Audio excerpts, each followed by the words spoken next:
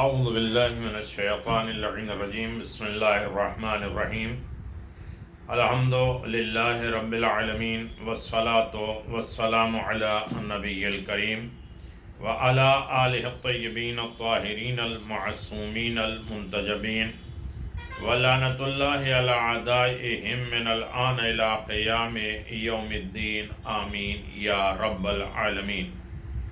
اما بعد فقد قال اللہ تبارک و تعالی فی قرآن مجید بسم اللہ الرحمن الرحیم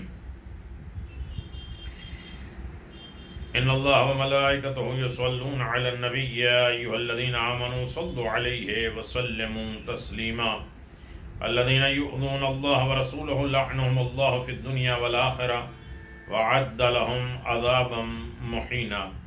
صدق اللہ العلی العظیم وصدق رسولہ النبی الکریم. سامعین گرامی قادر، دین کی جڑ و شاخ، اصول دین اور فروع دین کے سلسلے میں ہماری گفتگو جاری و ساری ہے. بحمد اللہ یہ ہماری 51 یعنی 51 نمبر کی گفتگو ہمارے سامنے جاری و ساری ہے، جہاں ہم توحید پروردگار اور عدل الہی اور اس کے بعد نبوت کے سلسلے میں آپ سے گفتگو کر رہے تھے. آج بحمداللہ ہم لوگ امامت کے سلسلے میں گفتگو جاری رکھیں گے. مسئلہ بحث امامت کی ضرورت کیا ہے. پہلی چیز یہ ہے کہ امامت ہے کیا، امامت کی ضرورت کیا ہے، اور کون سا موقف برحق ہے، امامت اور حقیقت پسندانہ موقف. آخرکار وہ وقت آ پہنچا کہ پیغمبر کا طائرانہ روح آبشانہ ابدی کی طرف پرواز کر گیا. جس کو موت نہ آئی ہے نہ آئے گی، وہ خدا کی ذات ہے. پہلے سے اندازہ تھا کہ پیغمبر اسلام صلی اللہ علیہ وسلم کی وفات اور شہادت سے اسلام کے پرسکون سمندر میں تلاطم برپا ہو جائے گا اور فتنہ فساد کی موجیں اڑائیں گی اور موقع پرست اس بحران سے فائدہ اٹھائیں گے. اور یہ بھی معلوم تھا کہ اکثریت کی عقل آنکھوں میں ہوتی ہے اور عوام ہمیشہ ایسے آنکھ کا ایندھن بنتے رہے ہیں جن کو دوسروں نے بھڑکا دیا ہے. اس لیے عوام کی مسلسل تربیت اور مستقل نگرانی کی ضرورت ہے. کسی مخلص اور فداکار مربی کے بغیر عوام ارتقاء بلندی کی منزلیں خود طے نہیں کر سکتا. اب یہ سوال پیدا ہوتا ہے، اب ہم یہ سوال کرتے ہیں کہ اس طرح اور ایسے سماج کے لیے کیا کسی رہبر کی ضرورت ہے جو پیغمبر اسلام کے تمام ذمہ داریوں کو پورا کرے تاکہ پیغمبر کی زحمتیں بیکار نہ ہونے پائیں؟ کیا کسی ایسے مرکز کی ضرورت نہیں ہے جو خدا کے تمام قوانین کا علم رکھتا ہو اور زندگی کے تمام مسائل میں عوام کی رہبری کر سکتا ہو؟ شیعوں کا عقیدہ یہ ہے کہ خدا کا لطف، بے پناہ رحمت، لامحدود حکمت اس بات کے متقاضی ہے کہ پیغمبر اسلام کے بعد بھی کوئی رہبر ہو، وہ بھی معصوم رہبر ہو جس کے علم و کردار کی ضمانت خود خدا نے لی ہو، جو غیر معمولی انسان نگاہ خالق کا انتخاب ہو، تاکہ سماج کے زعام اپنے ہاتھوں میں لے سکے اور اپنے وسیع اور لامحدود علم جو اسے پیغمبر سے ورثے میں ملا ہے کی بنیاد پر عوام کی رہنمائی کر سکے. وہ خدا جس نے پیغمبر اسلام کے زمانے میں ہادی اور رہنما معین فرمایا، وفات پیغمبر کے بعد کیا ان کی سنت دیرینہ بدل جائے گی؟ وہ خدا جس نے ہمارے بدن کی حفاظت اور رشد و نما کے لیے ہزارہ انتظامات کیے ہیں، جس نے آنکھ کو پیشانی کے پسینے اور گرد اور خاک سے محفوظ رکھنے کے لیے ابر قرار دیا ہے اور سورج کی تیز شعاؤں سے بچنے کے لیے پلک بنائی تاکہ آنکھیں محفوظ بھی رہیں اور خوبصورت بھی. نامعلوم بدن کی حفاظت کے لیے کیا کیا انتظامات کیے، کیا اس خدا نے پیغمبر اسلام کا جانشین معین نہ فرمایا ہوگا؟ بہترین اور مثالی معاشرے کی تشکیل جو اسلام کی بنیادی مقصد ہے کے لیے بہترین اور مثالی رہبروں کی ضرورت نہیں ہے؟ معصوم رہبروں کا تعلق سعادت مند معاشرے کے لیے لازم نہیں ہے؟ اسلامی معاشرہ بغیر کسی معصوم رہبر کے سعادت کی منزلوں سے ہمکنار ہو سکتا ہے؟ سوال ہے، اگر ایک معصوم رہبر کی ضرورت ہے اور سماج کی اصلاح کے لیے الہی نمائندے کی ضرورت ہے، تو ایسے کیسے ہو سکتا ہے کہ اسلام نے اس موضوع پر کوئی توجہ نہ کی ہو اور عوام کو ان کے حال پر چھوڑ دیا ہو؟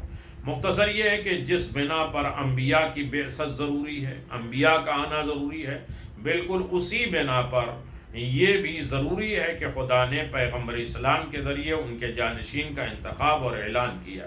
پیغمبر اسلام صلی اللہ علیہ وسلم نے اپنی زندگی کے آخری دنوں میں ارشاد فرمایا کہ اے لوگو، خدا کی قسم، ہر وہ چیز جو تمہیں جنت سے نزدیک کرتی ہو اور ہر وہ چیز جو جہنم سے دور کرتی ہو، ان سب کو میں نے بیان کر دیا ہے۔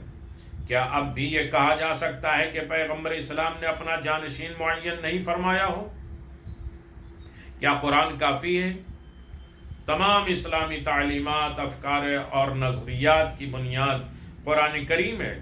اسلام کے بلند و بالا ایوان کی خشت اول یہی قرآن مجید ہے۔ یہ وہ سوتا ہے، منبع ہے جس سے اسلامی افکار، نظریات کے چشمے پھوٹتے ہیں۔ دین کے دوسرے ماخذ کا اعتبار اور حیثیت اسی قرآن سے وابستہ ہے۔ لیکن یہ بات واضح دلیل سے ثابت ہے کہ معاشرے کی رہبری اور سماج کے ان اختلافات کو حل کرنے کے لیے تنہا قرآن کافی ہے۔ قرآن کے معانی اور مطالب اتنے عمیق اور گہرے اور بلند ہیں کہ توضیح اور تفسیر کی ضرورت ہے، کیونکہ قرآن کی تمام آیتیں بالکل واضح نہیں ہیں۔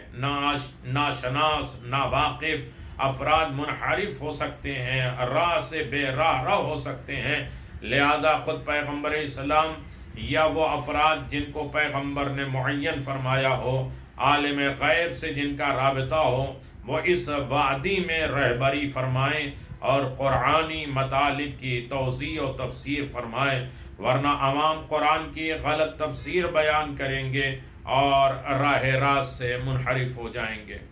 آپ دیکھ لیے کہ اصول کافی میں پیغمبر اسلام کا ارشاد ہے کہ جو شخص اپنی رائے سے قرآن مجید کی تفسیر کرے گا، وہ آتش جہنم میں خود اپنی جگہ تلاش کر لے۔ تفسیر صافی۔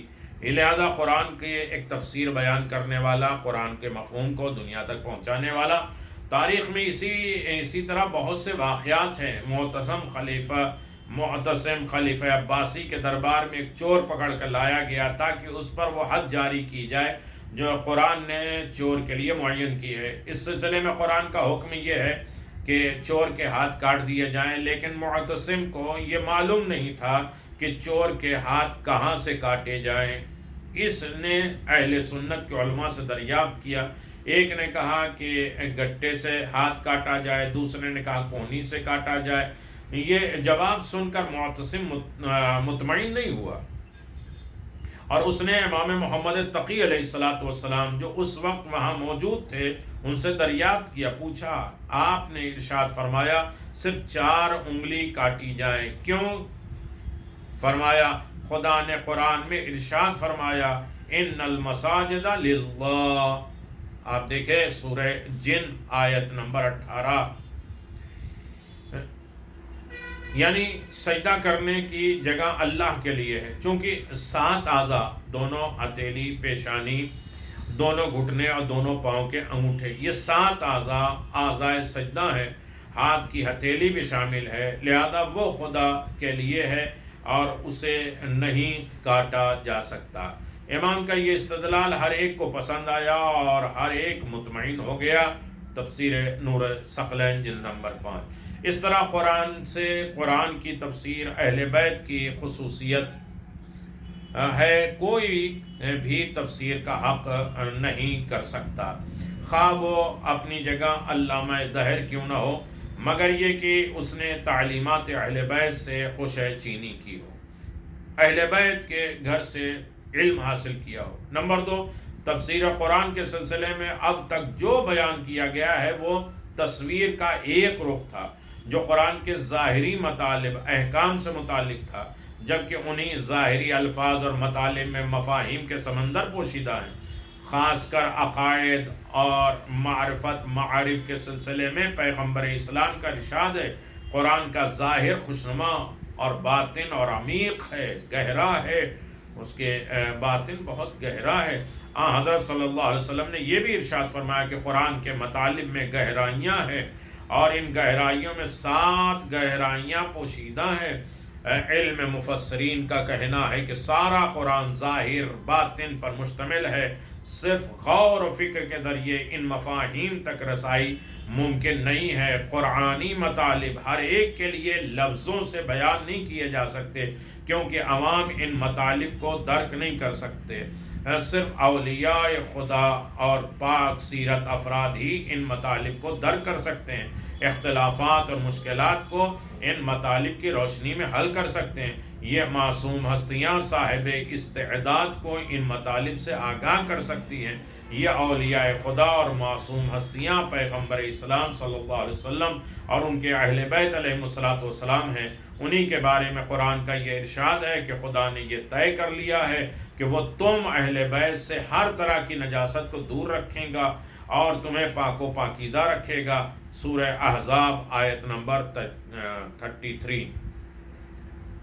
حدیث میں یہ جملہ ملتا ہے، انما یعرف القرآن من خوطب بہی، یعنی آپ اندازہ لگائیں کہ مقدمہ تفسیر صراط الانوار، صرف پیغمبر صلی اللہ علیہ وسلم اور ان کے اہل بیت قرآن کے مخاطب ہیں، قرآن ان سے باتیں کر رہا ہے، وہی قرآنی مطالب کو درک کر سکتے ہیں، حاصل کر سکتے ہیں، بیان کر سکتے ہیں اور بتا سکتے ہیں۔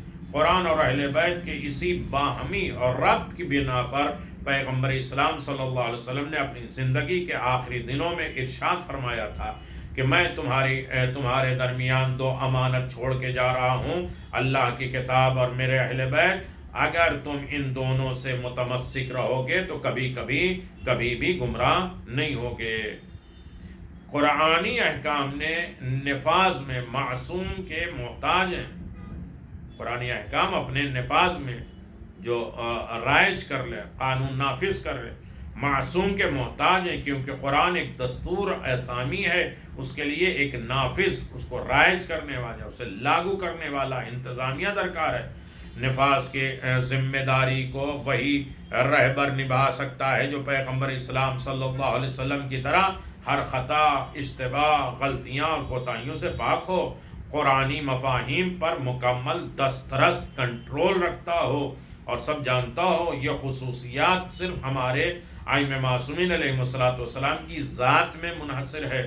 اس حقیقت کا بہترین گواہ حضرت علی بن ابی طالب کا مختصر دور حکومت ہے۔ تمام مشکلات، مسائل، جنگیں، تمام چیزوں کے باوجود حضرت علی علیہ السلام نے قرآنی احکام کا مکمل نفاذ فرما دیا۔ اس سبق کے آخر میں اگر ایک ایسا مناظرہ پڑھیں جو امام جعفر صادق علیہ السلام کے ایک شاگرد اہل سنت کے عالم کے درمیان میں امام کے سامنے یہ ہوا تھا، آپ دیکھیں کہ ایک شخص دمشق کے امام جعفر صادق علیہ السلام کی خدمت میں شرفیاب ہوا اور کہنے لگا کہ میں آپ کے شاگردوں سے مناظرہ کرنے آیا ہوں۔ امام کے حکم کے مطابق اس شخص کو امام کے سب سے کم عمر شاگرد جناب شام سے ملوا دیا گیا۔ شامی، اے فرزند، تم مجھ سے اس شخص امام جعفر صادق علیہ السلام کی امامت کے بارے میں سوال کرو۔ شامی کی بے ادبانہ گفتگو سے شام کو غصہ تو بہت آیا، لیکن اس کا اظہار نہیں کیا اور شامی سے سوال کرنا شروع کر دیا۔ خدا بندوں پر زیادہ مہربان ہے یا بندہ اپنے پر زیادہ مہربان ہے؟ تو کہا کہ خدا زیادہ مہربان ہے۔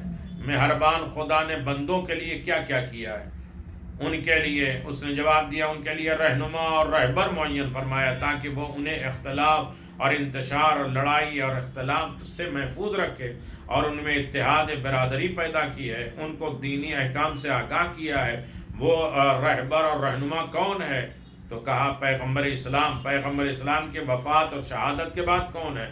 تو اس نے کہا خدا کی خطاب اور رسول کی سنت۔ تو پوچھا شام نے کہ خدا کی کتاب اور رسول خدا کی سنت ہمارے موجودہ اختلاف کو دور کیسے کر سکتی ہے؟ کہاں کر سکتی ہے؟ تو شام نے کہا ہم اور آپ جو مسلمان ہیں آپس میں اختلاف کیوں رکھتے ہیں، اور اسی اختلاف کے بنا پر آج شام سے یہاں تشریف لائے۔ شامی خاموش ہو گیا، کوئی جواب نہ دیا۔ تو امام نے اس شامی سے کہا جواب کیوں نہیں دیتے؟ شامی نے کہا کیا جواب دوں؟ اگر یہ کہوں کہ ہمارے درمیان کوئی اختلاف نہیں تو یہ خلاف واقع ہے، غلط بیانی ہے۔ اگر یہ کہوں کہ خدا کی کتاب اور رسول خدا صلی اللہ علیہ وسلم کی سنت اختلافات کو دور کر سکتی ہے تب بھی بات صحیح نہیں ہے، کیونکہ قرآن اور سنت میں بہت سے مطالب ایسے ہیں جو واضح نہیں ہیں جس سے اختلاف کو دور کیا جا سکے۔ اس کے بعد شامی نے کہا یہی سوالات اب میں حشام سے کرنا چاہتا ہوں۔ امام نے فرمایا ہاں ضرور کر لے۔ اس نے کہا اے حشام، بندوں پر خدا زیادہ مہربان ہے یا خود بندہ؟ کا خدا نے لوگوں کی ہدایت ان کے متحد رکھنے اور اختلاف اور انحراف سے محفوظ رکھنے کے لیے کس کو معین فرمایا؟ آپ کا یہ سوال رسول خدا کے زمانے سے متعلق ہے اور آج کے دور سے۔ جواب رسول خدا کے زمانے میں حضرت خود نمائندہ تھے، اور آج کے دور میں بتاؤ۔ شام نے امام جعفر صادق علیہ السلام کی طرف اشارہ فرمایا، اور آپ کے دور میں یہی خدا کے نمائندے ہیں۔ خدا کے گوشے گوشے سے لوگ کیونکہ ان کی خدمت میں حاضر ہوتے ہیں، یہ ہمیں آسمان اور زمین کی باتیں بتاتے ہیں، علم و دانش رسول سے وابستہ کرتے ہیں، دین رسول ہم تک، اخلاق رسول، سیرت رسول ہم تک پہنچانے کا ذریعہ ہے، قرآن کے مفاہیم بتانے کا ذریعہ ہے۔ اس نے پوچھا تمہاری بات کس طرح قبول کروں، اس کی تصدیق کروں؟ کا سوالات کر کے دیکھو۔ کہا ہاں یہ بات صحیح ہے، تصدیق کے لیے لازم ہے کہ میں سوال کروں۔ اس کے بعد حضرت امام جعفر صادق علیہ السلام نے اس کے سفر کی تفصیل بیان کی، وہ تمام واقعات جو دوران سفر پیش آئے تھے بیان فرمائے، جس کو اس کے علاوہ کسی اور کو خبر نہیں تھی۔ امام نے اتنی تفصیل سے بیان فرمایا کہ شک کی کوئی گنجائش باقی نہ رہی۔ اس کے بعد شامی حضرت کی امامت پر ایمان لایا اور مومن بن گیا۔ یہ کتاب اصول کافی جلد نمبر 1 صفحہ نمبر 171 سے 173۔ یقیناً آپ اندازہ لگائیں کہ امامت کا کارنامہ اور امامت کی ذمہ داریاں اور امامت کے فرائض ہماری زندگی میں اہم ترین ایک حصہ ہے، اور صحیح معنوں میں انسان امامت کا قائل ہو اور اسے ہونا بھی چاہیے۔ اب رہا مسئلہ امامت، دین اسلام کی چوتھی اصل اور اعتقاد یعنی عقیدے کی چوتھی بنیاد امامت ہے۔ لغت میں امام کے معنی رہبر پیشوا کے ہیں، اصطلاح میں پیغمبر اکرم کی وصایت وسیع اور خلافت اور ائمہ معصومین کی رہبری مراد ہے۔ امامت شیعوں کی نظر میں اصول دین میں سے ایک ہے، اور امام کا فریضہ شیعوں کے نظر میں پیغمبر اسلام کے فرائض کے انجام دہی ہے۔ یعنی پیغمبر اسلام کے بعثت اور ائمہ کے منصوب ہونے کا مقصد ایک ہے، اور جو چیز اس بات کا تقاضا کرتی ہے اللہ رسول کو مبعوث کرے، وہی چیز اس بات پر بھی تقاضا کرتی ہے کہ خدا امام کو بھی معین کرے تاکہ رسول کی ذمہ داریوں کو انجام دے سکیں۔ اور امام کی بنیادی شرائط میں سے ہے کہ وہ بے پناہ علم رکھتا ہے اور صاحب عصمت بھی ہوتا ہے، نیز خطا، غلطیاں، نسیان، بھول چوک سے دور ہوتا ہے۔ ان شرائط کے ساتھ کسی شخصیت کا پہچاننا وحی کے بغیر ناممکن ہے۔ اسی لیے شیعہ معتقد ہیں، ان کا اعتقاد ہے کہ منصب امامت بھی الہی منصب ہے، اور امام کو خدا ہی کی طرف سے معین ہونا چاہیے، اور یہ منصوص من اللہ ہی معین کرتا ہے۔ لہذا امامت اور خلافت کی بحث ایک تاریخی گفتگو نہیں ہے، بلکہ حکومت اسلامی کی حقیقت اور پیغمبر اسلام کے بعد اختتام دنیا تک میں حکومت کرنا ہے، ہمارے آئندہ کی زندگی سے مکمل طور پہ مربوط ہے۔ اور اسی طرح یہ دیکھنا ضروری ہے کہ پیغمبر اسلام صلی اللہ علیہ وسلم کی وفات کے بعد اعتقادی اور فکری مسائل میں لوگ کس کی طرف رجوع کرتے ہیں، لوگ کس کی طرف جاتے ہیں۔ شیعوں کا کہنا ہے کہ پیغمبر اسلام کے بعد حضرت علی علیہ السلام اور ان کے بعد ان کے 11 فرزند ایک کے بعد ایک پیغمبر اکرم کی حقیقی جانشین ہیں۔ شیعہ اور سنی کے درمیان یہی بنیادی اختلاف ہے۔ ہمارا اصل مقصد اس بحث میں یہ ہے کہ امامت پر عقلی، تاریخی، قرآنی، سنت نبوی سے دلیلیں پیش کریں، کیونکہ ہم اس بات کے معتقد ہیں، اعتقاد رکھتے ہیں کہ اسلام حقیقی کا نورانی چہرہ مذہب شیعہ میں پایا جاتا ہے، اور صرف شیعہ ہیں جو حقیقی اسلام کو، اصلی اسلام کو اپنے تمام تر کمالات کے ساتھ پوری دنیا میں پہچانوا سکتے ہیں۔ لہذا ہمیں اس کی حقانیت کو دلیل اور منطق کے ذریعے حاصل کرنا چاہیے۔ امامت کا ہونا ضروری ہے، امامت عامہ، جنرل۔ دلیل لطیف، شیعہ معتقد، شیعت کا اعتقاد، عقیدہ کہ بندوں پر خدا کا لطف اور ان کی بے پناہ محبت اور حکمت کا تقاضا ہے کہ پیغمبر اکرم کے بعد بھی لوگ بغیر رہبر کے نہ رہیں۔ لیکن جو دلیلیں پیغمبر اکرم کے مبعوث ہونے کے لزوم پر دلالت کرتی ہے، وہی دلیل اس بات کی متقاضی ہے کہ امام کا ہونا بھی ضروری ہے، تاکہ پیغمبر اکرم کی طرح دنیا اور آخرت کی سعادت کی طرح لوگوں کی رہبری کر سکیں۔ اور یہ بھی ممکن نہیں ہے کہ وہ مہربان خدا بنی نوع انسان کو پیغمبر اکرم کے بعد کسی ہادی اور رہبر کو چھوڑ دے۔ مناظرہ حشام ابن حکم یہ آپ کی خدمت میں پیش کیا جا چکا ہے، اور یقیناً آپ دیکھیں کہ ہر چند امام کا ہونا ضروری ہے۔ یہ یقیناً اس نے کہا قلب اور عقل، دل اور عقل کا کام اعضاء و جوارح کو ہدایت کرنا ہے۔ شام نے کہا کہ میں نے اس بات کی تائید کی ہے، کہاں بالکل صحیح، خدا نے عقل کو، اعضاء و جوارح کی ہدایت کی ہے۔ بالکل مشہور ترین ہے مناظرہ حشام ابن حکم۔ حشام کا شمار امام جعفر صادق علیہ السلام کے شاگردوں میں ہے۔ کہتے ہیں کہ جمعے کو بصرہ گیا اور وہاں کے مسجد میں داخل ہوئے۔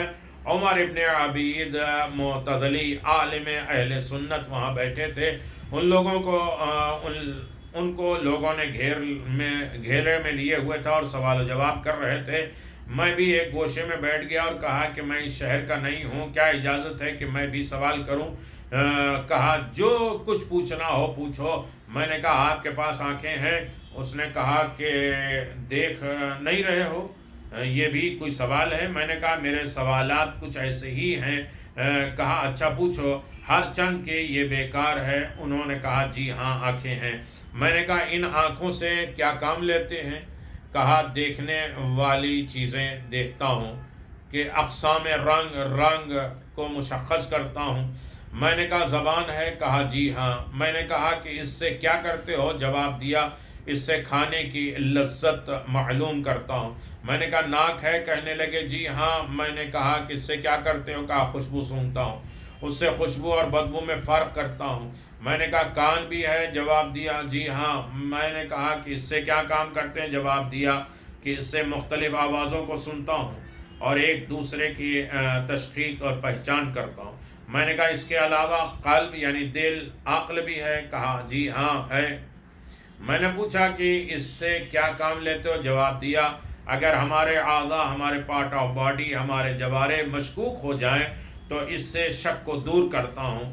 دل اور عقل کا کام ہے اعضاء و جوارے کو ہدایت کرنا۔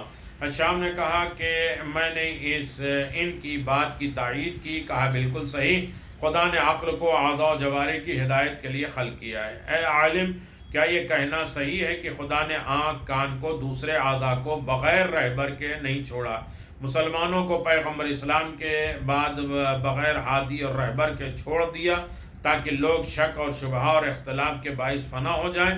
کیا کوئی صاحب عقل اس بات کی تسلیم کرے گا؟ ہدف خلقت۔ قرآن مجید میں بہت سی آیتیں اس بات کی دلالت کرتی ہیں کہ هو الذی خلق لکم ما فی الارض جمیعا، وہ خدا وہ ہے جس نے زمین کی تمام ذخیرے کو تم ہی لوگوں کے لیے پیدا کیا ہے۔ سخر لکم اللیل والنہار والشمس والقمر، اور اسی نے تمہارے لیے رات اور دن اور آفتاب اور مہتاب سب کو مسخر کر دیا ہے۔ سورہ نحل آیت نمبر 12۔ چونکہ انسان کے خاطر یہ دنیا خلق ہوئی ہے اور انسان عبادت اور خدا تک پہنچنے کے لیے خلق ہوا ہے تاکہ اپنے حسب لیاقت کمال تک پہنچ سکے، اور اس مقصد کی رسائی کے لیے رہبر کی ضرورت ہے۔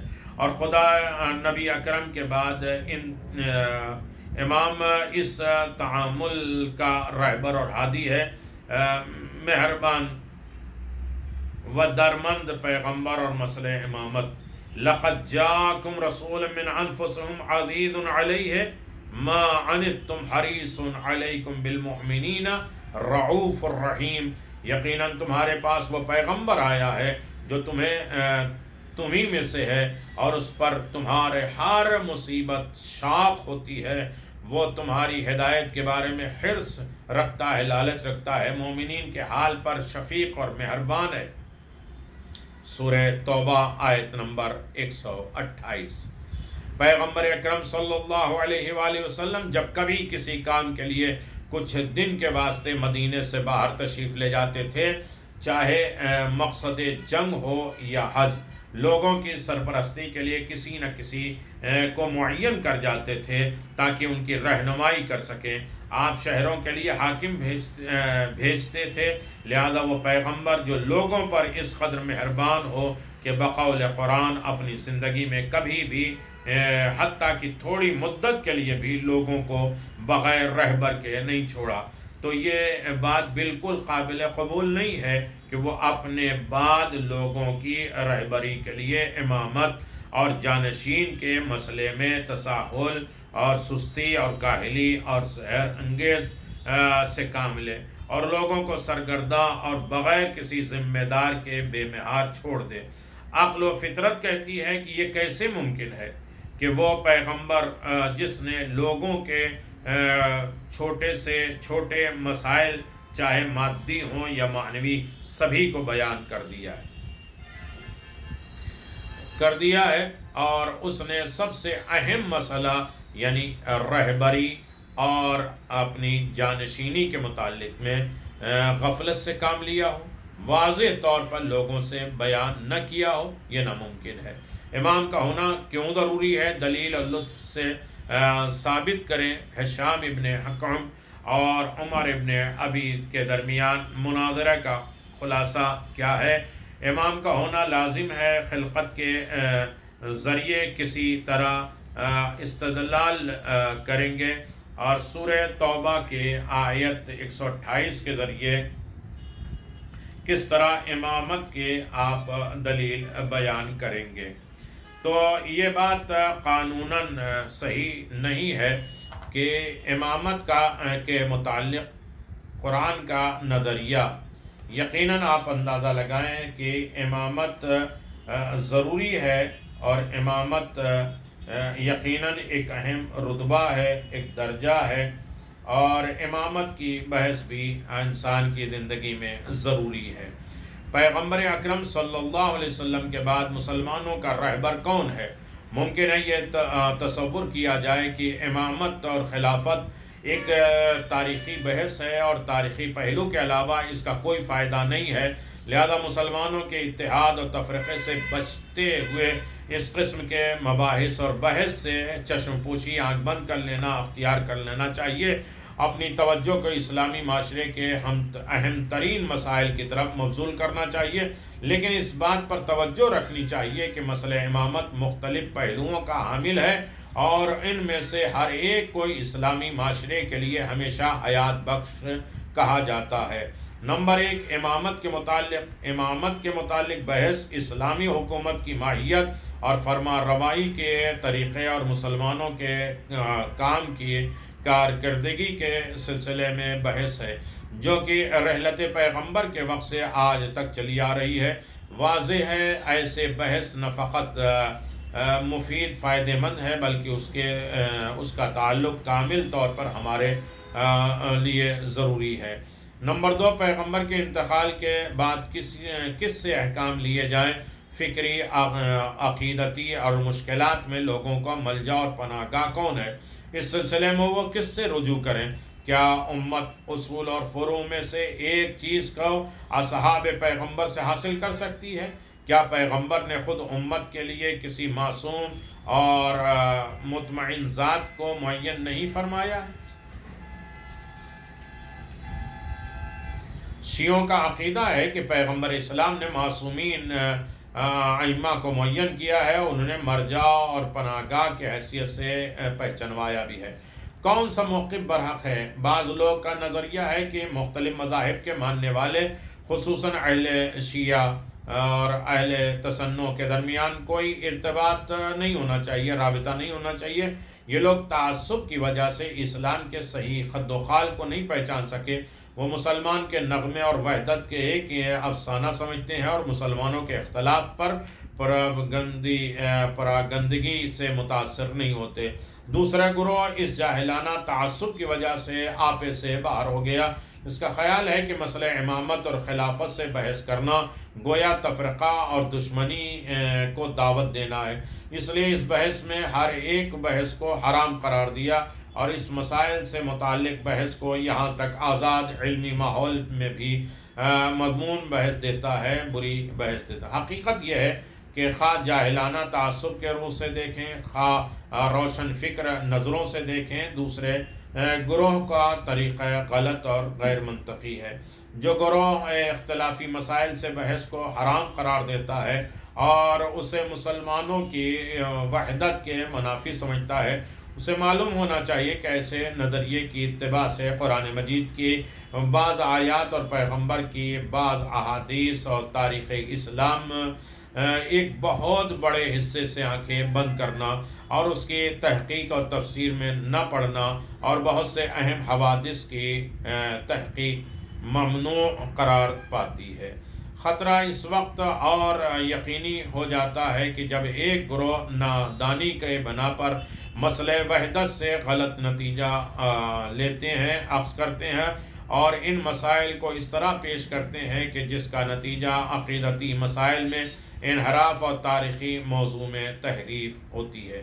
صحیح راستہ یہ ہے کہ تمام تعصبات سے ہٹ کر ہم حقیقت شناسی کے لیے قدم اٹھائیں تو تعین کے ساتھ یہ بات کہی جا سکتی ہے کہ اگر بحث اور گفتگو تعصب سے پاک ہو اور اس کا سرچشمہ وہ اسلامی مدارج ہو جن پر تمام مسلمانوں کا اتفاق ہے، تو یہ بحث نہ فقط اختلاف کا باعث نہیں بنے گی بلکہ مضبوط وحدت کا سبب بنے گی، کیونکہ حقیقی وحدت قدر مشترک اور اختلافی موارد کو پہچاننے میں عمل ہو جائے گا۔ جب بھی ہر گروہ کے دانشور بغیر کسی تعصب اور عوامی فریبی اختلافی مسائل کی تشریح کرتے ہیں تو بہت سی تہمتیں، جھوٹ، بدگمانیاں جو کہ خاص طور سے عوام کے درمیان پائی جاتی ہے وہ ختم ہو جائیں گی اور حقیقت واضح ہو جائے گا۔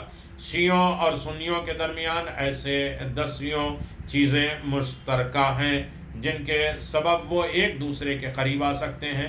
ہر چند دونوں کے درمیان بعض عقیدتی مسائل میں اختلاف ہے، لیکن ان کی زیادہ تر اختلاف ایسا ہی ہے جیسا کہ خود اہل سنت کے فرقوں میں، جیسے اشعری، معتزلی، حنفی،